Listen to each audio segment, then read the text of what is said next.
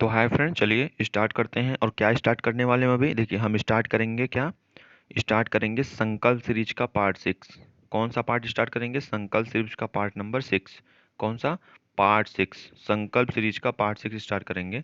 और पार्ट 5 तक मैंने कर रखा है, मतलब आपको 100 क्वेश्चन ऑलरेडी मैंने करा चुके हैं एमसीक्यू के, ठीक है। तो ये पार्ट 6 है, ठीक है। और कल कल से आपका एग्जाम है, ठीक है। तो चलिए स्टार्ट करते हैं। उससे पहले आप लोग सब्सक्राइब करिए यार, सब्सक्राइब करेंगे तभी ना वीडियो आगे बढ़ेगा, ठीक है। चलिए, थैंक यू। तो देखिए यहाँ पे कौन सा है ये? इस संकल्प सीरीज का पार्ट नंबर 6 है। कौन सा पार्ट है ये? पार्ट नंबर 6 है, ठीक है। चलिए तो स्टार्ट करते हैं। यहाँ पे देखिए पहला क्वेश्चन क्या बोल रहा है। पहला क्वेश्चन बोल रहा है the magnitude of charge of a hole is, मतलब जो होल पे चार्ज रहता है उसका मैग्नीट्यूड इन चारों में से किसके बराबर होता है? तो ठीक है, तो आप याद रखिएगा, इक्वल टू इलेक्ट्रॉन, ठीक है। इक्वल टू इलेक्ट्रॉन, ठीक है। चलिए आगे बढ़ते हैं। ये क्या पूछ रहा है? By adding impurity in semiconductor the bulk resistance of semiconductor is. आपको पता है इम्प्योरिटीज को अगर हम ऐड करेंगे, इम्प्योरिटीज ऐड करेंगे तो जो उसका रेजिस्टेंस होता है वो घटता है। तो बल्क रेजिस्टेंस भी एक प्रकार का रेजिस्टेंस है, तो भी घटेगा, ठीक है। चलिए, ठीक है। Diode in reverse bias act as, मतलब जब डायोड को रिवर्स बायस में लगाते हैं तो इन चारों में से किसके तरह वो एक्ट करता है? तो हमेशा याद रखिएगा ओपन सर्किट की तरह, ठीक है फ्रेंड। चलिए आगे बढ़ते हैं। देखिए चौथा क्वेश्चन क्या बोल रहा है। डायोड एक्ट एज, तो डायोड किसकी तरह एक्ट करता है? डायोड स्विच की तरह एक्ट करता है, ठीक है फ्रेंड। डायोड स्विच की तरह एक्ट करता है। चलिए आगे बढ़ते हैं। Resistance of a ideal diode in forward bias, तो ध्यान दीजिएगा जब आइडियल डायोड फॉरवर्ड बायस में रहेगा तो उसका रेजिस्टेंस 0 होता है, ठीक है। चलिए अब ई का क्वेश्चन आ गया है। तो the impurity level in semiconductor is about, तो कितना होता है सेमीकंडक्टर में इन चारों में से इम्प्योरिटी? तो एक एटम फॉर 10 के पावर 8 एटम, ठीक है। एक एटम के लिए 10 के पावर 8 एटम होता है, ठीक है। चलिए आगे बढ़ते हैं। देखिए दूसरा क्वेश्चन क्या है। The hole and electron in close primitive will tend to, ये किस पे टेंड होती है? हमेशा जो होल होते हैं, होल क्या होता है? पॉजिटिव, और इसमें क्या होता है? Electron negative. तो ये दोनों आपस में क्या करेंगे? अट्रैक्ट करेंगे, ठीक है। अट्रैक्ट। चलिए आगे बढ़ते हैं। देखिए तीसरा क्वेश्चन क्या पूछ रहा है। What you find with the help of KCL and KVL, तो आप ध्यान रखिएगा जो केसीएल होता है वो हमेशा चार्ज के लिए लागू होता है। किसके लिए? चार्ज के लिए। तो इन तीनों में से करंट, ये नहीं, ये नहीं, ये नहीं, आपको चार्ज दिख गया तो ये आंसर हो जाएगा, ठीक है। Charge and resistance. चौथा क्या है? किरचॉफ लॉ एप्लीकेबल फॉर, तो आप ध्यान दीजिएगा जो किरचॉफ लॉ होता है वो डीसी एसी दोनों के लिए एप्लीकेबल होता है, जिसका आंसर बोथ ए बी हो जाएगा, ठीक है। चलिए आगे बढ़ते हैं। देखिए it is necessary to find, कि इन चारों में से क्या नेसेसरी होता है फाइंड करने के लिए? जब करंट सर्किट में जब हमको करंट निकालना रहता है तो अकॉर्डिंग टू किरचॉफ्स लॉ, तो किरचॉफ्स लॉ के अकॉर्डिंग हमें सर्किट में अगर हमको करंट निकालना है तो हमको इन चारों में से सबसे सबसे इंपॉर्टेंट क्या होना चाहिए? Value, direction, symbol, speed. तो हमको डायरेक्शन जानना जरूरी होता है। जब तक डायरेक्शन नहीं निकालेंगे तब तक हम सर्किट में करंट नहीं निकाल सकते। चलिए आगे बढ़ते हैं। देखिए फिजिक्स का क्या है। फिजिक्स का पहला क्वेश्चन है minimum intensity of sound of hearing, तो इसका मैंने लेक्चर डाल चुका है ऑलरेडी चैनल पे। देखिए intensity of sound of hearing कितना होता है, तो आप ध्यान दीजिएगा जो आई नॉट होता है ये मिनिमम इंटेंसिटी दर्शाते हैं इसको। इसके पावर 10⁻⁻12 वाट पर मीटर स्क्वायर, यही होती है इसकी मिनिमम इंटेंसिटी, ठीक है। चलिए आगे बढ़ते हैं। दूसरा का पूछा सबाइन फार्मूला, तो सबाइन फार्मूला क्या होता है? ये टाइम के लिए होता है। तो टी इज इक्वल टू 0.165 या वी, और यहाँ पे देखिए ये ई समेसन को दर्शाएगा, ई समेसन और ए एस, ठीक है। अब आपको अगर ये जानना है कि इसमें भी क्या है, ए क्या है, एस क्या है, तो ऑलरेडी सबाइन फार्मूला पे मैंने लेक्चर डाल रखा है, ठीक है फ्रेंड्स। ये देखिए क्वेश्चन क्या बोल रहा है। If axes of two polaroids are parallel then output intensity will be, तो जो दो पोलराइड्स पैरेलल रहेंगे तो उसकी आउटपुट इंटेंसिटी जो होगी वो I/2 हो जाएगी, ठीक है। I/2, ठीक है। चलिए आगे बढ़ते हैं। अब देखिए यहाँ पे फ्रेंड्स चौथा क्वेश्चन क्या पूछ रहा है। वैल्यू ऑफ आर, आर की वैल्यू निकालनी है और आपको चार बैंड दिए गए हैं, येलो, रेड, ब्लैक और गोल्डन। इस पे मैंने कम से कम 10 क्वेश्चन तो कराई दिए होंगे अभी तक, ठीक है। तो आपको देखिए इस पे अगर आपको क्वेश्चन करना है तो आप ध्यान दीजिए कि अगर आप कलर कोडिंग ऑफ रजिस्टर वाला मेरा जो पार्ट है वो देखे होंगे तो आप ध्यान दिए होंगे कि जो एलओ की वैल्यू होती है वो 4 होती है। कितनी? एलओ की वैल्यू हमेशा 4 होती है, और रेड की वैल्यू हमेशा 2 होती है, ब्लैक की वैल्यू हमेशा 0 होती है, और जो गोल्डन होता है ये परसेंटेज में होता है, तो ये 5% होगा, ठीक है। अब ये बात बताइए कि अब देखिए चार बैंड है, इसका नाम करिए ए, बी, सी और डी। और मैंने बता रखा है आपको कि अगर बैंड चार हैं तो उसका फार्मूला बन जाता है रेजिस्टेंस निकालने का, AB × 10⁻C ± D का परसेंटेज, डी का परसेंटेज। अगर ऐसे दिया है तो चलिए अब आप निकालेंगे क्या, अब आर की वैल्यू, तो आर की वैल्यू क्या हो जाएगी बताइए, ए की वैल्यू कितनी है 4, बी की वैल्यू कितनी है 2, इसमें मल्टीप्लाई नहीं करना, बस ऐसे लिख देना है, इंटू 10, 10 की पावर क्या होगा, 10 की पावर सी होगा, तो सी क्या है 0, मतलब 10 की पावर 0, और किसी की पावर 0 हो तो 1 हो जाता है ना, प्लस माइनस डी परसेंटेज मतलब 5%। ठीक है, तो अगर आप इसका आंसर मिलाएंगे तो देखिए 43 ओम, ये तो गलत हो गया, 4.2 ओम ये गलत हो गया, ये ओम में आएगा, ध्यान दीजिएगा। अब इसमें क्या बोला है 4.2 ओम, ये भी गलत हो गया। अब एक ध्यान दीजिए ये बचा है ना, लेकिन मेरा आंसर तो ये आ रहा है, लेकिन आप 42 को क्या लिख सकते हैं, आप 42 को ऐसे भी लिख सकते हैं 0.042 किलो ओम। देखिए यहाँ पे किलो ओम दिया है, इसलिए ये आंसर सही हो जाएगा आपका। ठीक है, तीसरा ऑप्शन आपका सही हो जाएगा। यहाँ पे 42 था यार, और इसको 3 अंक पीछे ले जाएंगे तो क्या हो जाएगा 0.042, तो ये किलो ओम में चेंज हो जाएगा, और क्या।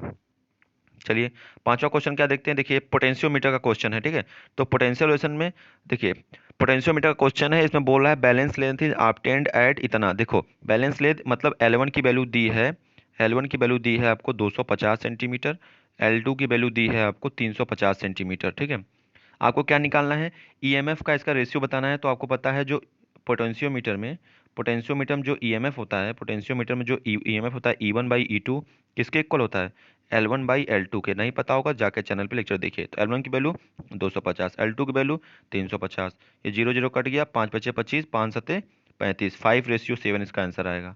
क्या आएगा 5:7। ठीक है, चलिए आगे बढ़ते हैं। देखिए अब मैथ का क्वेश्चन स्टार्ट होने वाला है। तो देखिए इसमें क्या बोल रहा है, देखिए ये क्वेश्चन देख रहे हैं ना, एरिया ऑफ ट्रायंगल। तो एरिया ऑफ ट्रायंगल निकालने का फॉर्मूला मैं आपको ऑलरेडी बता चुका हूँ कि x1 x2 x3 y1 y2 y3 और 1 1 1 करके अगर आप इसको सॉल्व करेंगे, यहाँ पे प्लस होता है, यहाँ पे माइनस, यहाँ पे प्लस, पहला प्लस लेंगे, इसको कॉमन लेंगे, इसको कॉमन लेंगे तो इसका इसमें करेंगे, इसको लेंगे तो ये रो ये कॉलम जाएगा, तो इसका इसमें करेंगे, इस तरह से डिटरमिनेंट सॉल्व होता है। ठीक है, देखिए अब क्वेश्चन कैसे सॉल्व होगा, जैसे मान लिया 3 पॉइंट आपको दिया है ना, आपको कितने पॉइंट दिए हैं 3, कौन कौन सा, देखिए 1 2 3 पॉइंट दिए हैं। ठीक है, x1 y1, तो यहाँ पे ये देखो फार्मूला होता है, ये क्या होता है फार्मूला, इसी फार्मूले में आप x1 x2 x3 की वैल्यू रख देंगे, y1 y2 y3 की वैल्यू रख देंगे, फिर लास्ट में 1 1 कर देंगे, फिर आपको डिटरमिनेंट सॉल्व करना आना, डिटरमिनेंट सॉल्व करना आना चाहिए। ठीक है, देखिए अब पहला यहाँ पे प्लस माइनस क्यों, क्योंकि जो पहला जैसे हम पहला बाहर लेंगे तो +1 बाहर लेंगे। ठीक है, लेकिन जब दूसरा बाहर लेंगे तो -2 बाहर लेंगे, किसके ऊपर माइनस साइन है, और यहाँ पे बीच में क्या होगा, तो देखो जब आप ये लेंगे ना, ये वाला जो पहला 1 लेंगे, तो 1 जिस कॉलम में रहेगा और जिस रो में रहेगा उसको छोड़ देंगे, और इसका इसमें मल्टीप्लाई करेंगे और इसका माइनस लगा के इसमें। ठीक है, जैसे 3 इंटू हो गया, फिर माइनस लगा के, फिर 1 इंटू -4 ऐसे करेंगे, ऐसे डिटरमिनेंट सॉल्व होता है। ठीक है, चलिए यहाँ देखिए सॉल्व किया मैंने, तो इतना आ जाएगा। ठीक है, सॉल्व करेंगे आगे, इतना आ जाएगा। ठीक है, फिर इसका आंसर फाइनली कितना आ जाएगा 11, 11 इसका आंसर आ जाएगा। ठीक है, चलिए आगे बढ़ते हैं। देखिए इसमें क्या बोल रहा है, इसमें आपको the line segment joining the point, देखो ये बोल रहा है कि एक लाइन है ए और बी। ठीक है, इसका पॉइंट आपको गिवन है, कितना दिया है, इसका पॉइंट आपको दिया है 3 और -1। ठीक है, और इसका दिया है -6 और 5, इसका क्या दिया है -6 एंड 5। और एक चीज ध्यान दीजिए, बोला ट्राई सेट कर रहा है, मतलब 2 भागों में बांटेगा। ये देखो 1 2, ये भाग कर रहा है मतलब 3 भागों में, 1 2 3, मतलब 3 भागों में बांट दिया। अच्छा आप ये बताओ कि यहाँ से यहाँ तक को 2 और यहाँ से यहाँ तक को 1, मतलब 2:1 मान सकते हैं इसको, मतलब m/n की वैल्यू आ गई 2:n। अब पॉइंट दिया है। ठीक है, चलो देखिए m/n की वैल्यू 2:1, अभी देखा मैंने, x1 y1 x2 y2 की वैल्यू दी है, तो सेक्शन फार्मूला आपको पता होना चाहिए कि x बराबर होता है mx2 प्लस n(x1)/m1 + n, इसी तरह y का होता है my2 प्लस ny1 m+n। ठीक है, चलिए अब आगे क्या करेंगे, आगे आपको करना है कि इनको बस यहाँ पे सबकी वैल्यू रख के इसको सॉल्व कर देना है। तो आपको 2 कोऑर्डिनेट आएंगे। ठीक है, वो कोऑर्डिनेट क्या हो जाएंगे, वो कोऑर्डिनेट हो जाएंगे आपका 3 और -3, कोऑर्डिनेट क्या हो जाएंगे 3 और -3। ठीक है, ये आ जाएगा। चलिए आगे बढ़ते हैं। तो आगे क्या है, देखिए यहाँ पे एक इक्वेशन दिया है 3x + y - 9 = 0, ये आपको इक्वेशन दिया है। ठीक है, तो आपको करना क्या है, आपको 2 पॉइंट दिए हैं 1:3 और 2:7। तो देखिए आपको ये पॉइंट दिए हैं, तो आपको करना क्या होगा, आपको ना पहले एक्स और वाई का कोऑर्डिनेट निकालना होगा बाई सेक्शन फार्मूला, जैसे ऊपर किए थे। ठीक है, लेकिन वहाँ पे रेशियो था, यहाँ पे रेशियो नहीं है, तो रेशियो का आप मान लेंगे। आप रेशियो को क्या मानेंगे, देखिए सबसे पहले एक चीज बताइए कि आपको यहाँ पे रेशियो नहीं गिवन है, तो आपको के रेशियो 1 मान के करना होगा। ठीक है, आप इसको के रेशियो 1 मान लीजिए, मतलब m की वैल्यू k हो जाएगी, n की वैल्यू 1 हो जाएगी। यहाँ पे x1, ये x1 y1 की वैल्यू दी है, x2 y2 की वैल्यू ऑलरेडी गिवन है। तो आप क्या करेंगे, अब वहाँ पे फार्मूला मैंने दोबारा नहीं लिखा है, यहाँ पे डायरेक्ट करेंगे। ठीक है, तो इसका क्या होगा, मतलब mx2 प्लस एन x1 अपान m प्लस n, इसी तरह वहाँ पे लगा देंगे तो ये इतना आएगा। ठीक है, ये इतना आएगा। फिर उसके बाद अगर आप इसको सॉल्व कर, ये इक्वेशन था और ये x की वैल्यू है, ये y की वैल्यू है। अब x और y की वैल्यू पुट कर दीजिए। देखिए यहाँ पे 3 बाहर मैंने लिया है ये, और x के जगह x की वैल्यू रखी है, और y की जगह प्लस लगा के y की वैल्यू रखी है, और यहाँ पे -9 था तो -9 लिखा है, फिर जीरो एक कोट करके। ठीक है, अब देखिए इसको अगर आप सॉल्व करेंगे, तोड़ेंगे इतना तो इतना आ जाएगा, फिर उसके बाद इतना आ जाएगा, फिर उसके बाद देखिए 4k इज इक्वल टू 3 आएगा लास्ट में, तो k इज इक्वल टू 3/4, मतलब रेशियो कितना आएगा, 3:4। ठीक है फ्रेंड, तो देखिए यहाँ पे 3:4 ऑप्शन सही हो जाएगा। ठीक है, 3:4। चलिए नवा क्वेश्चन देखते हैं। देखिए नवा क्वेश्चन, पिछला लेक्चर आप लोग देखे होंगे, तो डिस्टेंस फार्मूला से निकल जाएगा। देखिए ये देखिए x1 y1 दिया है, x1 y1 दिया है, और x2 y2 दिया है। आपको फाइंड क्या करना है, आपको डिस्टेंस फार्मूला लगा के फाइंड करना है। तो डिस्टेंस फार्मूला को पता होना चाहिए क्या होता है, x2 माइनस x1 का whole square plus y2 minus y1 का होल स्क्वायर, बस इसको लगा देना है आपको। देखो यहाँ पे मैंने लिख रखा है x1 y1 x2 y2, तो यहाँ पे x2 माइनस x1 और y2 माइनस y1।